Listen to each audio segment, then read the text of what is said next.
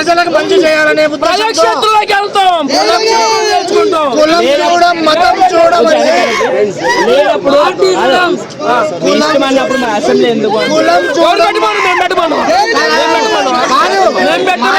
మేము రామని చెప్పలే కదా, ఎందుకు అడగడానికి నువ్వెవరు? రామని చెప్పట్లే.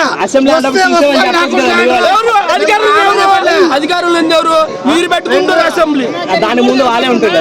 వాళ్ళు ఉన్నప్పుడు వాళ్ళు పేరగా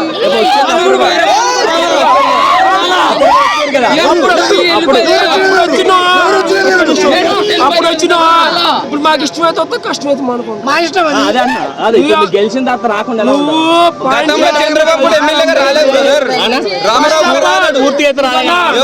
ఇప్పుడు ఒక్కసారి నేను మందామని నువ్వు తాగుతావా? అది మందన్నా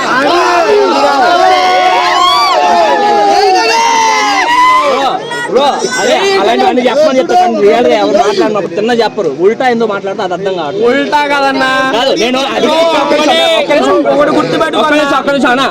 గుర్తుపెట్టుకో. అసెంబ్లీకి ఈయన మాట్లాడినప్పుడు ఎవరు మాట్లాడదు, మాట్లాడుకుంటే ఈయన అవుతాడు. నేను ఒకటే చెప్తున్నా, జగన్ అసెంబ్లీకి లేపుతాము. ఇట్లాంటి చాలా చూసొచ్చిండు. ఒక్క నిమిషం అవుతా దించిండి ఇక్కడ 2029 దింపుతుడు. జగన్ అసెంబ్లీకి వస్తే మీరు తట్టుకోలేరు.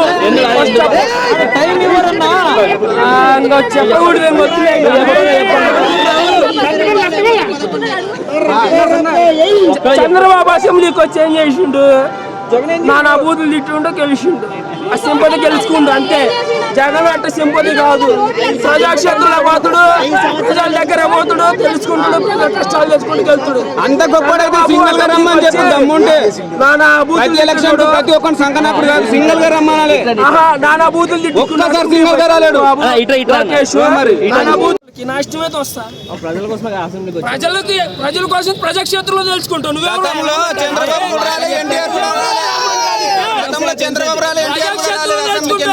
ప్రజల దగ్గర పోయి కష్టాలు తెలుసుకొని 2029లో అప్పుడు గెలిచి అప్పుడు చెప్తారు. ఎవరు బుద్ధి చెప్తారు? వస్తారో అసెంబ్లీకి అప్పుడైనా వస్తారా? అప్పుడు నువ్వెవరు వద్దంటానికి నేను కూడా ఒకటే చెప్పాను, నీకు ఒకటే చెప్పా. అసెంబ్లీకి నువ్వు రామంటానికి పోమంటానికి నువ్వు లేదు. నా ఇష్టం అయితే వస్తా, కష్టం వచ్చా. నేను ఎవరో రామంటే రాలే, నువ్వు పోమంటే పోను. వచ్చా నాకు జగన్ అభిమాని. మాది మాచల్ కాన్స్టిట్యుయెన్సీ, పల్నాడు. గెలిచిన తర్వాత వస్తారా? అసలు వస్తారా రారా నువ్వెవరు అన్నా చెప్పడానికి? ఎక్కడైనా నాకు ఇష్టమైతే వస్తా, నా ఇష్టం నువ్వెవరు రామంటానికి?